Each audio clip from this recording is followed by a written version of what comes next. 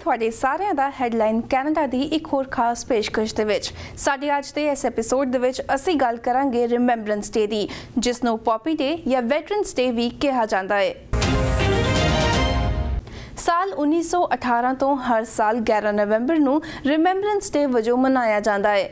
ਹਰ ਸਾਲ ਨਵੰਬਰ ਮਹੀਨੇ ਦੇ 11ਵੇਂ ਦਿਨ ਅਤੇ 11ਵੇਂ ਘੰਟੇ ਵੈਟਰਨਸ ਨੂੰ ਯਾਦ ਕਰਦਿਆਂ 2 ਮਿੰਟ ਦਾ ਮੌਨ ਰੱਖ ਕੇ ਸ਼ਰਧਾਂਜਲੀ ਦਿੱਤੀ ਜਾਂਦੀ ਹੈ।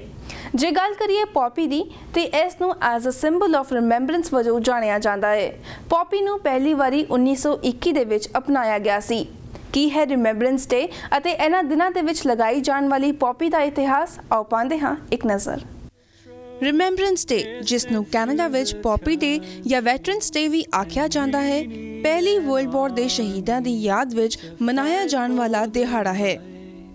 1918 ਤੋਂ ਲੈ ਕੇ ਹੁਣ ਤੱਕ 11ਵੇਂ ਮਹੀਨੇ ਦੇ 11ਵੇਂ ਦਿਨ ਅਤੇ 11ਵੇਂ ਘੰਟੇ 2 ਮਿੰਟ ਦਾ ਮੌਨ ਧਾਰ ਕੇ ਵਿਸ਼ਵ ਜੰਗ ਵਿੱਚ ਸ਼ਹੀਦ ਹੋਣ ਵਾਲੇ ਸੂਰਬੀਰਾਂ ਨੂੰ ਸ਼ਰਧਾਂਜਲੀ ਭੇਟ ਕੀਤੀ ਜਾਂਦੀ ਹੈ। ਇੰਗਲੈਂਡ ਦੇ 5ਵੇਂ ਕਿੰਗ ਜਾਰਜ ਨੇ ਇਹ ਦਿਨ ਪੱਕੇ ਤੌਰ ਉੱਤੇ ਨਿਸ਼ਚਿਤ ਕਰ ਦਿੱਤਾ ਸੀ, ਕਿਉਂਕਿ 11 ਨਵੰਬਰ 1918 ਨੂੰ ਵਿਸ਼ਵ ਯੁੱਧ ਸਮਾਪਤ ਹੋਇਆ ਸੀ। ਕੈਨੇਡਾ ਵਿੱਚ ਇਸ ਸੰਬੰਧੀ ਸਮਾਗਮ ਅਤੇ ਰਸਮਾਂ ਕੌਮੀ ਜੰਗੀ ਅਜਾਇਬ ਘਰ ਓਟਵਾ ਵਿਖੇ ਹੁੰਦੀਆਂ ਨੇ, ਜਿਨ੍ਹਾਂ ਵਿੱਚ ਕੈਨੇਡਾ ਦੇ ਗਵਰਨਰ ਜਨਰਲ, ਪ੍ਰਧਾਨ ਮੰਤਰੀ ਅਤੇ ਰਾਇਲ ਕੈਨੇਡੀਅਨ ਪਰਿਵਾਰ ਦੇ ਮੈਂਬਰ ਅਤੇ ਹੋਰ ਸਿਵਲ ਅਤੇ ਮਿਲਟਰੀ ਦੀਆਂ ਪ੍ਰਮੁੱਖ ਸ਼ਖਸੀਅਤਾਂ ਭਾਗ ਲੈਂਦੀਆਂ ਹਨ। ਇਹਨਾਂ ਦਿਨਾਂ ਵਿੱਚ ਅਸੀਂ ਕਿੰਨੇ ਹੀ ਮਾਣਮੱਦੇ ਕੈਨੇਡੀਅਨਸ ਨੂੰ ਪੌਪੀ ਦੇ ਫੁੱਲਾਂ ਦੇ ਐਂਬਲਮ ਆਪਣੇ ਦਿਲ ਦੇ ਲਾਗੇ ਲਾਈ ਵੇਖਦੇ ਹਾਂ। ਇਹ ਪੌਪੀ ਦੇ ਫੁੱਲ ਉਹਨਾਂ ਔਖੀਆਂ ਪ੍ਰਸਥਿਤੀਆਂ ਬਾਰੇ ਚਾਨਣਾ ਪਾਉਂਦੇ ਹਨ ਜਿਨ੍ਹਾਂ ਵਿੱਚ ਕੈਨੇਡੀਅਨ ਫੌਜਾਂ ਦੇ ਜੰਗਜੂ ਬਹਾਦਰ ਬੈਲਜੀਅਮ ਵਿੱਚ ਲੜ ਰਹੇ ਸਨ। ਵਿਸ਼ਵ ਜੰਗ ਦੇ ਬੰਦ ਹੋਣ ਦੇ ਦਿਨਾਂ ਵਿੱਚ ਬੈਲਜੀਅਮ ਦੇ ਖੇਤਾਂ ਵਿੱਚ ਪੋਸਟ ਦੇ ਇਹ ਫੁੱਲ ਲਹਿਲਾਉਂਦੇ ਸਨ, ਜੋ 2 ਗੱਲਾਂ ਦੇ ਪ੍ਰਤੀਕ ਸਨ। ਇੱਕ ਨੀਂਦ ਤੇ, ਕਿਉਂਕਿ ਪੌਪੀ ਦੇ ਫੁੱਲਾਂ ਤੋਂ ਬਣਾਈ ਅਫੀਮ ਨੀਂਦ ਲਿਆਉਂਦੀ ਹੈ, ਜੋ ਕਿ ਫੌਜੀ ਦੁਸ਼ਮਣ ਦੀ ਗੋਲੀ ਖਾ ਕੇ ਸਦਾ ਲਈ ਸੋ ਜਾਂਦੇ ਨੇ, ਅਤੇ ਦੂਜਾ ਇਹਨਾਂ ਦੇ ਲਾਲ ਫੁੱਲ ਖੂਨ ਦੀ ਨਿਸ਼ਾਨੀ ਬਣਦੇ ਨੇ। ਜੰਗ ਤਬਾਹੀ ਲਿਆਉਂਦੀ ਹੈ ਅਤੇ ਇਸ ਨਾਲ ਜੁੜੀਆਂ ਯਾਦਾਂ ਮਨੁੱਖਤਾ ਨੂੰ ਜੰਗ ਦੇ ਕਰੂਪ ਚਿਹਰੇ ਦੇ ਰੂਬਰੂ ਕਰਦੀਆਂ ਹਨ।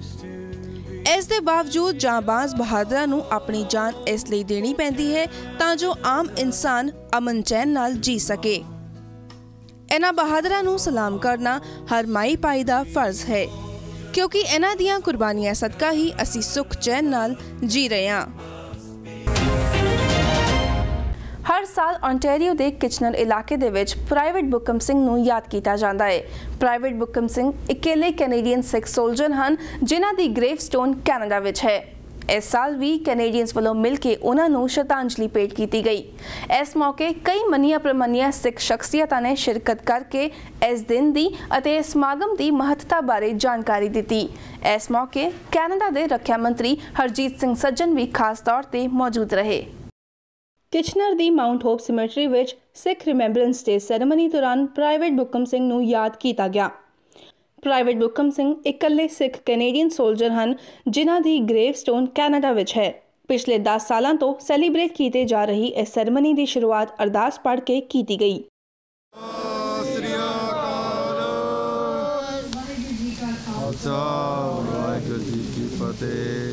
ਇਸ ਮੌਕੇ ਕੈਨੇਡਾ ਦੇ ਰੱਖਿਆ ਮੰਤਰੀ ਹਰਜੀਤ ਸੱਜਣ ਨੇ ਖਾਸ ਤੌਰ ਤੇ ਸ਼ਿਰਕਤ ਕੀਤੀ।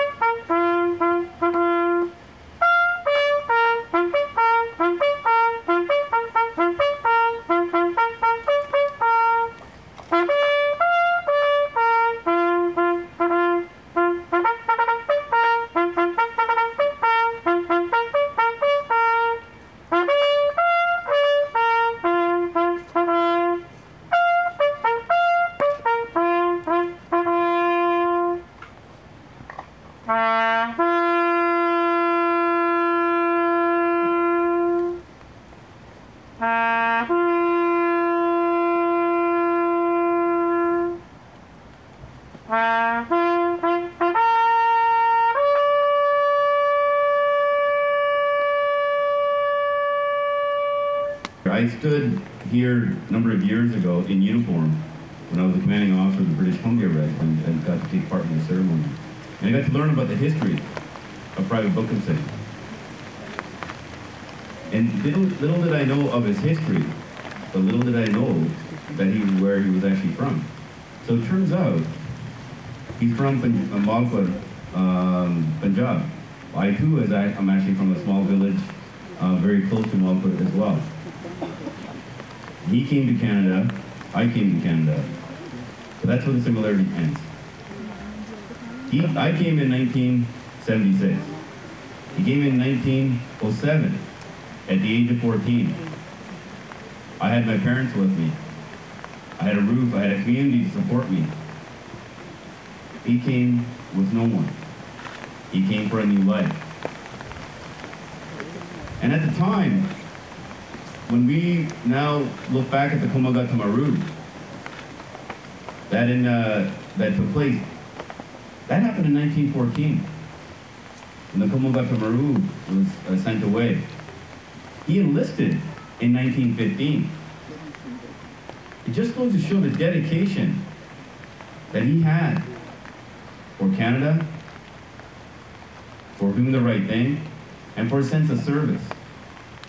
He survived in a new country, in a new culture, at a time when it was very foreign, at a time it was probably very difficult for him. And just imagine the age that he was at. So that is about when the similarities end. Imagine when he goes off to war. He's wounded and only returned back into combat a month later. He's wounded a second time, ready to return, but unfortunately he becomes too ill and he can't come back on the front line. And at 6, you all know the dedication of the warrior culture that has been bestowed on all of us, the women and the men. And he lived that life. So why am I sharing that part of the story? Because, ladies and gentlemen, all of us here owe our gratitude, our prosperity to the giants. And there are no great giants and no greater heroes than the ones who gave their life for their country and for the cause. So as Sandeep had mentioned, Private Bukhan Singh is a representative of all those who have served, not only in the past, but who are currently serving now. And I had the privilege of going to the Vimy 100. And it reminds us what that ceremony was about. And next week, I'll be at the 100th at the Passchendaele Battle. Private Bukhan Singh, all those who gave everything for us, gave us a gift of freedom, a gift of prosperity. So especially for the younger generation who looks at this sacrifice, I think all our former veterans, all who gave their life, all those who were injured, they want you to succeed. They want you to live a good and prosperous life. They want you to reach the highest level of anything that you choose. They want you to get over your barriers. They want you to lead. Because, ladies and gentlemen, when Private Bukhan Singh came to Canada, and all those after him, and all of us here today, I can put hand on heart and speak on behalf of everybody here. There's no other country on this planet that can say that everybody is welcome. Everybody who comes here can achieve the highest office of any profession if you work hard. That's what Private Bukhan Singh represents. That's what everybody who sacrificed before represents. So when you look at all of us here today, and all of yourselves, the success that every single one of us has, and measured in your own way, it's because of veterans like Private Bukhan Singh who gave their all. So every single day is a life of us to live in this beautiful country of ours, to not only make it better for us, but also for the rest of the world. Attention!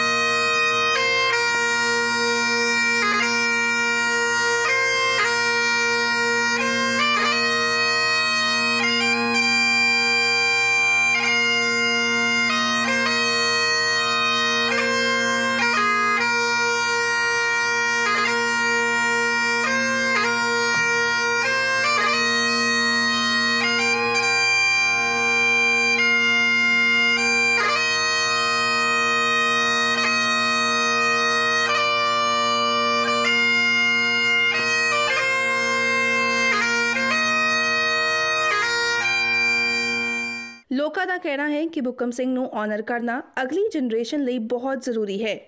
ਅੱਜ ਅਸੀਂ ਸਿੱਖ Canadian remembrance ਡੇ ceremony ਦੇ ਵਿੱਚ ਪੁੱਜੇ ਜੀ ਸਰਦਾਰ ਬੁੱਕਮ ਸਿੰਘ ਦੇ grave site ਦੇ ਉੱਤੇ, ਜੋ ਸਾਨੂੰ ਜਾਣਕਾਰੀ ਮੁਤਾਬਕ ਸਭ ਤੋਂ ਪਹਿਲਾ ਸਿੱਖ ਸੀਗਾ ਜਿਹੜਾ ਕੈਨੇਡਾ ਦੇ ਆਰਮੀ ਦੇ ਵਿੱਚ ਲੜ ਕੇ ਸ਼ਹੀਦ ਹੋਇਆ ਸੀਗਾ।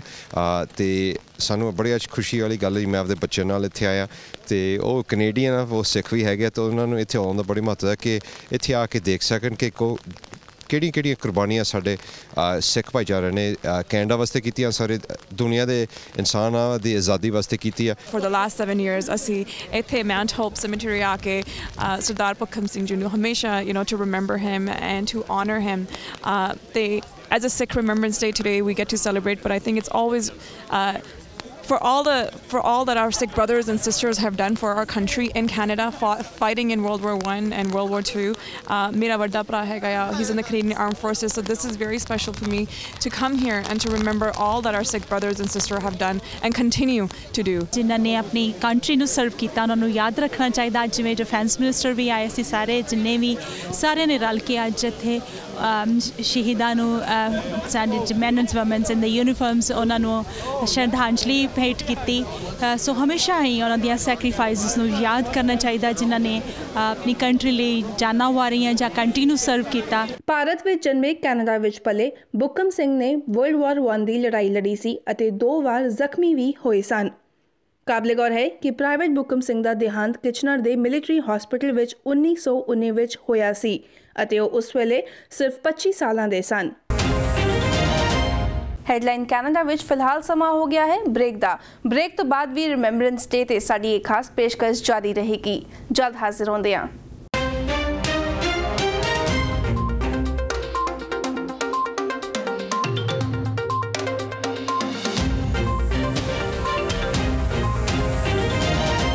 ਰਿਮੈਂਬਰੈਂਸ ਡੇ ਸੰਬੰਧੀ ਕੈਨੇਡਾ ਦੇ ਸਿੱਖ ਹੈਰੀਟੇਜ ਮਿਊਜ਼ੀਅਮ ਦੇ ਵਿੱਚ ਵੀ ਇੱਕ ਐਗਜ਼ੀਬਿਸ਼ਨ ਲਗਾਈ ਗਈ, ਜਿਸ ਵਿੱਚ ਵੱਖ-ਵੱਖ ਵਰਲਡ ਵਾਰਸ ਵਿੱਚੋਂ ਓਰੀਜਨਲ ਆਰਟੀਫੈਕਟਸ ਇਕੱਠੇ ਕਰਕੇ ਲੋਕਾਂ ਨੂੰ ਵਿਖਾਏ ਗਏ।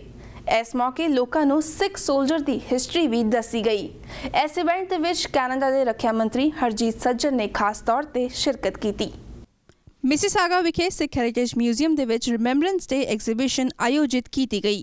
ਇਸ ਇਵੈਂਟ ਰਾਹੀਂ ਪੇਸ਼ ਕੀਤੀ ਗਈ ਐਗਜ਼ੀਬਿਸ਼ਨ ਦੇ ਵਿੱਚ ਵੱਖ-ਵੱਖ ਵਰਲਡ ਵਾਰਸ ਵਿੱਚੋਂ ਓਰੀਜਨਲ ਆਰਟੀਫੈਕਟਸ ਵਿਖਾਏ ਗਏ। Remembrance Day November 11th ਨੂੰ ਹੁੰਦਾ ਆ ਕਿ ਇੱਧਰ World War I ਉਹ ਐਂਡ ਹੋਇਆ ਸੀਗਾ November 11th on the 11th hour, and so ਉਹ Remembrance Day ਮਨਾਉਣ ਨੂੰ ਇਸੀ ਇਵੈਂਟ ਇਹ ਅੱਜ ਕੀਤਾ ਸੀਗਾ ਕਿ ਹਰੇਕ ਸਾਲ ਸਾਡਾ ਫਰਜ਼ ਬਣਦਾ ਹੈ ਕਿ ਜਿਹੜੇ ਆਪਣੇ ਮੈਨ ਐਂਡ ਵੂਮਨ ਜਿਹੜੇ ਜਿਹਨੇ ਸਰਵ ਕੀਤਾ ਸੀਗਾ, ਆਪਣੀ ਕੁਰਬਾਨੀਆਂ ਕੀਤੀ ਸੀ, ਜਿਹੜੇ ਕੰਟੀਨਿਊ ਕਰਦੇ ਆ ਸਰਵ ਕਰਨ ਨੂੰ, ਕਿ ਅਸੀਂ ਉਹਨਾਂ ਨੂੰ ਕਿੱਦਾਂ ਰਿਮੈਂਬਰ ਕਰਨਾ ਆ। ਸੋ ਇਹ ਸਾਡਾ ਫਰਜ਼ ਬਣਦਾ ਹੈ ਕਿ ਸਾਡੀ ਸਿੱਖ ਕਮਿਊਨਿਟੀ ਵੀ ਬਹੁਤ ਹਿੱਸਾ ਸੀਗਾ ਨਾ ਹਰੇ ਰਹੀ ਜਾਂਦਾ ਆ ਦੁਨੀਆ ਵਿੱਚ, whether it's as part of the Commonwealth or the United Nations ਵਗੈਰਾ, ਕਿ ਸਾਡਾ ਫਰਜ਼ ਬਣਦਾ ਹੈ ਕਿ ਉਹ ਸੋਲਜਰਸ ਮੈਨ ਐਂਡ ਵੂਮਨ ਨੂੰ ਸਾਨੂੰ ਰਿਮੈਂਬਰ ਕਰਨਾ ਚਾਹੀਦਾ ਆ।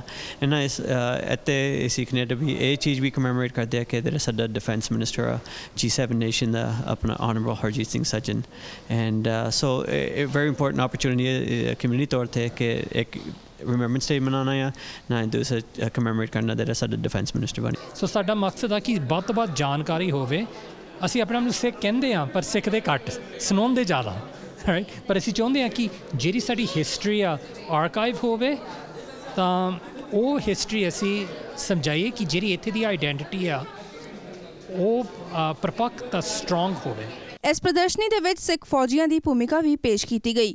ਉਹ ਫੌਜੀ ਜਿਨ੍ਹਾਂ ਨੇ ਕੈਨੇਡਾ ਅਤੇ ਕਾਮਨਵੈਲਥ ਲਈ ਆਪਣੀ ਸੇਵਾ ਦਿੱਤੀ। ਇਸ ਮੌਕੇ ਕੈਨੇਡਾ ਦੇ ਰੱਖਿਆ ਮੰਤਰੀ ਹਰਜੀਤ ਸਿੰਘ ਸੱਜਣ ਨੇ ਖਾਸ ਤੌਰ ਤੇ ਸ਼ਿਰਕਤ ਕੀਤੀ ਅਤੇ ਲੋਕਾਂ ਲਈ ਰੱਖੇ ਗਏ ਮੀਟ ਐਂਡ ਗ੍ਰੀਟ ਇਵੈਂਟ ਦਾ ਹਿੱਸਾ ਬਣੇ। ਜਿਹੜੀਆਂ ਮੈਨਸ ਐਂਡ ਵੂਮਨਸ ਜਿਹੜੇ ਸਰਵਿਸਿਜ਼ ਦੇ ਵਿੱਚ ਕਦੀ ਵੀ ਉਹਨਾਂ ਦੀ ਸੈਕਰੀਫਾਈਸ ਜਿਹੜੀਆਂ ਉਹਨਾਂ ਨੂੰ ਕਦੀ ਵੀ ਨਹੀਂ ਭੁੱਲਣਾ ਚਾਹੀਦਾ, ਕਿਉਂਕਿ ਉਹਨਾਂ ਨੇ ਸਾਡੀ ਖਾਤਰ ਜਿਹੜੀਆਂ ਕੁਰਬਾਨੀਆਂ ਕੀਤੀਆਂ ਹਮੇਸ਼ਾ ਉਹਨਾਂ ਨੂੰ ਯਾਦ ਕਰਨਾ ਚਾਹੀਦਾ। ਅੱਜ ਰਿਮੈਂਬਰੈਂਸ ਡੇ 'ਤੇ ਸਾਨੂੰ ਉਹਨਾਂ ਨੂੰ ਵੀ ਯਾਦ ਕਰਨਾ ਚਾਹੀਦਾ। ਵੀ ਨੈਵਰ ਫੋਰਗੈਟ ਦੋਜ਼ ਪੀਪਲ ਜਿਨ੍ਹਾਂ ਨੇ ਸਾਡੇ ਦੋ soldiers man and women's in the uniform ਜਿਨ੍ਹਾਂ ਨੇ ਸਾਡੇ ਲਈ ਜਾਨਾਂ ਵਾਰੀਆਂ। ਗੁਰੂ ਨਾਨਕ ਦੇਵ ਜੀ ਦੇ ਬਰਥਡੇ ਦੇ ਉੱਤੇ to have our minister of defence minister Sajjan, ਜਿਹੜੇ ਕਿ is a pride for our community, to have him really reflect back on ਕਿ ਆਪਣੀ ਸਿੱਖੀ ਕਮਿਊਨਿਟੀ ਕਿੱਥੋਂ ਕੈਨੇਡਾ ਦੇ ਅੰਦਰ ਕਿੱਥੋਂ ਸਟਾਰਟ ਹੋ ਕੇ ਕਿੱਥੇ ਤੱਕ ਆਈ ਆ। ਤੇ ਆਈ ਥਿੰਕ ਜਿਹੜੇ ਕਿ ਇਹ ਮਿਊਜ਼ੀਅਮ ਜਿਹੜੇ ਕਿ ਕਾਫੀ ਵਾਰ ਆਈ ਹੋਈਆਂ ਇੱਥੇ, ਉਹ ਟਰੂਲੀ ਰਿਫਲੈਕਟ ਕਰਦਾ ਹੈਗਾ ਆ ਕਿ ਜਿਹੜੀ we don't have to talk about the history of Sikhs in Canada, but the Canadian history ਕਿ ਜਿਹੜਾ Canadian history ਦੇ ਅੰਦਰ ਆਪਣੇ ਸਿੱਖਾਂ ਦਾ ਕਿੰਨਾ ਰੋਲ ਹੈਗਾ ਆ। So I think it's a great day to be here for everyone, members of the community, to meet Minister Sajjan and to reflect back on our history. ਅੱਜ ਅਸੀਂ ਉਹਨਾਂ ਮੈਨ ਐਂਡ ਵੂਮਨ ਨੂੰ ਯਾਦ ਕਰ ਰਹੇ ਹਾਂ ਜਿਨ੍ਹਾਂ ਨੇ ਵਰਲਡ ਵਾਰ ਫਸਟ ਤੇ ਵਰਲਡ ਵਾਰ ਸੈਕੰਡ ਦੇ ਵਿੱਚ ਕੁਰਬਾਨੀਆਂ ਦਿੱਤੀਆਂ ਸਾਡੀ ਖੁਸ਼ੀ ਲਈ, ਸਾਡੀ ਆਜ਼ਾਦੀ ਦੇ ਲਈ। ਤੇ ਇਸ ਦੇ ਨਾਲ ਅਸੀਂ ਉਹਨਾਂ ਮੈਨ ਐਂਡ ਵੂਮਨ ਨੂੰ ਵੀ ਜਿਹੜਾ ਹੈਗਾ ਸਲੂਟ ਕਰ ਰਹੇ ਹਾਂ ਜਿਹੜੇ ਕਿ ਲਗਾਤਾਰ ਸਾਡੇ ਲਈ, ਸਾਡੀ ਪੀਸ ਲਈ, ਸਾਡੀ ਖੁਸ਼ੀ ਲਈ, ਸਾਡੀ ਆਜ਼ਾਦੀ ਦੇ ਲਈ, ਚਾਹੇ ਉਹ ਕੈਨੇਡਾ 'ਚ ਨੇ, ਚਾਹੇ ਵਰਲਡ ਦੇ ਕਿਸੇ ਵੀ ਹਿੱਸੇ 'ਚ ਨੇ, ਚਾਹੇ ਉਹ ਕਾਮਨਵੈਲਥ ਨੇ, ਉੱਥੇ ਉਹਨਾਂ ਨੂੰ ਉਹ ਸਾਡੇ ਲਈ ਕੰਮ ਕਰ ਰਹੇ ਨੇ। I really salute them and am really glad to be here. Sikh heritage museum of Canada ਵੱਲੋਂ ਹੋਸਟ ਕੀਤੇ ਗਏ ਇਸ ਸਪੈਸ਼ਲ ਇਵੈਂਟ ਵਿੱਚ ਉਹਨਾਂ ਵਿਅਕਤੀਆਂ ਨੂੰ ਕਮੈਮੋਰੇਟ, ਆਨਰ ਅਤੇ ਯਾਦ ਕੀਤਾ ਗਿਆ ਜਿਨ੍ਹਾਂ ਨੇ ਵਰਲਡ ਵਾਰ 1 ਅਤੇ ਵਰਲਡ ਵਾਰ 2 ਸਣੇ ਵੱਖ-ਵੱਖ ਵਾਰਸ ਦੇ ਵਿੱਚ ਆਪਣੀ ਜਾਨਾਂ ਗਵਾਈਆਂ ਹਨ। ਇਹ ਪ੍ਰਦਰਸ਼ਨੀ ਰਿਮੈਂਬਰੈਂਸ ਡੇ ਨੂੰ ਧਿਆਨ ਵਿੱਚ ਰੱਖ ਕੇ ਆਰਗੇਨਾਈਜ਼ ਕੀਤੀ ਗਈ। 11 ਨਵੰਬਰ ਯਾਨੀ ਕਿ ਰਿਮੈਂਬਰੈਂਸ ਡੇ ਕੈਨੇਡਾ ਦੇ ਇਤਿਹਾਸ ਵਿੱਚ ਇੱਕ ਅਜਿਹਾ ਦਿਨ ਜਦ ਉਹਨਾਂ ਵੈਟਰਨਸ, ਸੋਲਜਰਸ ਅਤੇ ਉਹਨਾਂ ਦੇ ਪਰਿਵਾਰਾਂ ਨੂੰ ਆਨਰ ਕੀਤਾ ਜਾਂਦਾ ਹੈ ਜਿਨ੍ਹਾਂ ਨੇ ਹਮੇਸ਼ਾ ਦੇਸ਼ ਲਈ ਸੈਕਰੀਫਾਈਸ ਕੀਤਾ ਹੈ ਅਤੇ ਕਰਦੇ ਆਏ ਹਨ। ਕੈਮਰਾ ਪਰਸਨ ਦਪਿੰਦਰ ਰੰਧਾਵਾ ਦੇ ਨਾਲ Jasleen Kalra, PTC news, Mississauga, Canada. The royal Canadian legion ਦੀ ਕੈਨੇਡਾ ਭਰ ਵਿੱਚ 1400 ਬ੍ਰਾਂਚਿਸ ਹਨ ਅਤੇ ਹਰ ਸਾਲ ਇਹਨਾਂ ਵੱਲੋਂ ਪੌਪੀ ਕੈਂਪੇਨ ਲਾਂਚ ਕੀਤਾ ਜਾਂਦਾ ਹੈ। ਬੀਤੇ ਦਿਨੀ ਬਰੈਂਪਟਨ ਸਿਟੀ ਹਾਲ ਦੇ ਵਿੱਚ ਰਿਮੈਂਬਰੈਂਸ ਡੇ ਨੂੰ ਸੈਲੀਬ੍ਰੇਟ ਕਰਦਿਆਂ royal Canadian legion poppy campaign launch ਕੀਤਾ ਗਿਆ। 11 ਨਵੰਬਰ ਤੱਕ ਚੱਲੇ ਇਸ ਕੈਂਪੇਨ ਦੇ ਵਿੱਚ ਜਿੰਨੇ ਵੀ ਫੰਡਸ ਇਕੱਠੇ ਕੀਤੇ ਗਏ ਹਨ ਉਸ ਰਾਹੀਂ ਵੈਟਰਨਸ ਅਤੇ ਉਹਨਾਂ ਦੇ ਪਰਿਵਾਰਾਂ ਦੀ ਮਦਦ ਕੀਤੀ ਜਾਏਗੀ। ਬਰੈਂਪਟਨ ਸਿਟੀ ਵੱਲੋਂ ਰਾਇਲ ਕੈਨੇਡੀਅਨ ਲੀਜਨ ਦੇ ਨਾਲ ਮਿਲ ਕੇ ਬਰੈਂਪਟਨ ਸਿਟੀ ਹਾਲ ਵਿਖੇ ਪੌਪੀ ਕੈਂਪੇਨ ਲਾਂਚ ਕੀਤਾ ਗਿਆ। ਇਸ ਕੈਂਪੇਨ ਦੀ ਸ਼ੁਰੂਆਤ ਫਲੈਗ ਰੇਜ਼ਿੰਗ ਸੈਰੇਮਨੀ ਦੇ ਨਾਲ ਕੀਤੀ ਗਈ। ਇਸ ਮੌਕੇ ਬਰੈਂਪਟਨ ਸਾਊਥ ਤੋਂ ਮੈਂਬਰ ਪਾਰਲੀਮੈਂਟ ਸੋਨੀਆ ਸਿੱਧੂ ਅਤੇ ਬਰੈਂਪਟਨ ਮੇਅਰ ਲਿੰਡਾ ਜੈਫਰੀ ਸਣੇ ਸਿਟੀ ਕਾਉਂਸਲ ਦੇ ਮੈਂਬਰਸ ਵੀ ਸ਼ਾਮਿਲ ਸਨ। ਕਿ ਤੁਸੀਂ ਦੇਖਿਆ ਕਿ ਪੌਪੀ ਜਿਹੜਾ ਇਹਨਾਂ ਨੇ ਅੱਜ ਲਾਂਚ ਕੀਤਾ ਜਿਹੜਾ ਕੈਂਪੇਨ ਹੈਗਾ, ਜਿਹੜੀ ਵੀ ਡੋਨੇਸ਼ਨ ਹੈ ਸਾਨੂੰ ਜੈਨਰਸਲੀ ਜਿਹੜੀ ਡੋਨੇਸ਼ਨ ਦੇਣੀ ਚਾਹੀਦੀ ਹੈ। ਜਿਹੜੇ ਮੈਨ ਐਂਡ ਵੂਮਨ ਜਿਹੜੇ ਸਾਡੇ ਵਾਸਤੇ ਉਹਨਾਂ ਨੇ ਕੁਰਬਾਨੀਆਂ ਦਿੱਤੀਆਂ ਉਹਨਾਂ ਨੂੰ ਯਾਦ ਰੱਖਣਾ ਚਾਹੀਦਾ ਵਾ ਤੇ ਜਿਹੜਾ ਕਿ it's good cause so we should donate generously. It was the official kickoff of the Poppy campaign. This is a campaign that our veterans and certainly the people who fight in our armed forces spend a couple of weeks every year talking about those who are in the military, those who served, and the importance of speaking up for our veterans, remembering them and acknowledging the sacrifice that they make on our behalf. ਇਸ ਦੇ ਨਾਲ ਹੀ royal Canadian ਲੀਜਨ branches 15 and 609 ਤੋਂ representatives ਨੇ ਵੀ ਖਾਸ ਤੌਰ ਤੇ ਸ਼ਿਰਕਤ ਕੀਤੀ। There's millions and millions of Canadians who signed up and gave everything, like from the War of 1812 onwards, to defend Canada, to defend other people. And it's the Poppy campaign that we show that we respect their sacrifice. We have a strong tradition, strong collaboration with the Legion, and certainly today is very significant because we start really remembering all those soldiers who sacrificed their lives for us. Canada ਦੇ war veterans ਆ ਸਾਨੂੰ ਇੱਕ ਇੱਥੇ ਸਮਾਜਿਕ ਤੌਰ ਤੇ ਸਾਡਾ ਫਰਜ਼ ਬਣਦਾ ਵੀ ਜਿਹੜੇ ਆਪਣੇ ਜਿਨ੍ਹਾਂ ਨੇ ਆਪਣੀਆਂ ਜਾਨਾਂ ਵਾਰੀਆਂ ਸਾਡੇ ਦੇਸ਼ ਲਈ ਉਹਨਾਂ ਲਈ ਅਸੀਂ ਉਹਨਾਂ ਨੂੰ ਇੱਕ ਸ਼ਰਧਾ ਦੇ ਫੁੱਲ ਭੇਟ ਕਰੀਏ। It's an annual Poppy Day, right? And we remember all the heroes who have saved our lives and lost their lives, so we should be here as a social cause too. ਜ਼ਿਕਰਯੋਗ ਹੈ ਕਿ ਇਸ campaign ਰਾਹੀਂ ਇਕੱਠੇ ਕੀਤੇ ਗਏ funds ਨਾਲ Canada ਦੇ ਸਰਵਿੰਗ ਅਤੇ ਰਿਟਾਇਰਡ ਵੈਟਰਨਸ ਅਤੇ ਉਹਨਾਂ ਦੇ ਪਰਿਵਾਰਾਂ ਨੂੰ ਸਹਿਯੋਗ ਦਿੱਤਾ ਜਾਵੇਗਾ। Royal Canadian legion poppy campaign 11 ਨਵੰਬਰ ਤੱਕ ਚੱਲੇਗਾ। ਇਸ ਕੈਂਪੇਨ ਦਾ ਮਕਸਦ ਹੈ ਉਹਨਾਂ ਵੈਟਰਨਸ ਅਤੇ ਫੈਮਲੀਜ਼ ਦੀ ਮਦਦ ਕਰਨਾ ਜੋ ਕਮਿਊਨਿਟੀ ਦੇ ਵਿੱਚ ਮਹੱਤਵਪੂਰਨ ਸੇਵਾਵਾਂ ਪ੍ਰਦਾਨ ਕਰ ਰਹੇ ਨੇ ਅਤੇ ਉਹਨਾਂ ਲੋਕਾਂ ਨੂੰ ਆਨਰ ਕਰਨਾ ਜੋ ਦੇਸ਼ ਲਈ ਸੈਕਰੀਫਾਈਸ ਕਰਦੇ ਨੇ। ਕੈਮਰਾ ਪਰਸਨ ਦਪਿੰਦਰ ਰੰਧਾਵਾ ਦੇ ਨਾਲ Jasleen Kalra, PTC news, Brampton, Canada. Remembrance day ਦੇ ਮੌਕੇ ਤੇ ਕੈਨੇਡਾ ਦੇ ਮੈਂਬਰ ਪਾਰਲੀਮੈਂਟਸ ਵੱਲੋਂ ਵੀ ਸ਼ਹੀਦਾਂ ਨੂੰ ਯਾਦ ਕੀਤਾ ਗਿਆ। ਕੀ ਸੁਨੇਹਾ ਦਿੱਤਾ ਉਹਨਾਂ ਨੇ, ਆਓ ਸੁਣਦੇ ਹਾਂ।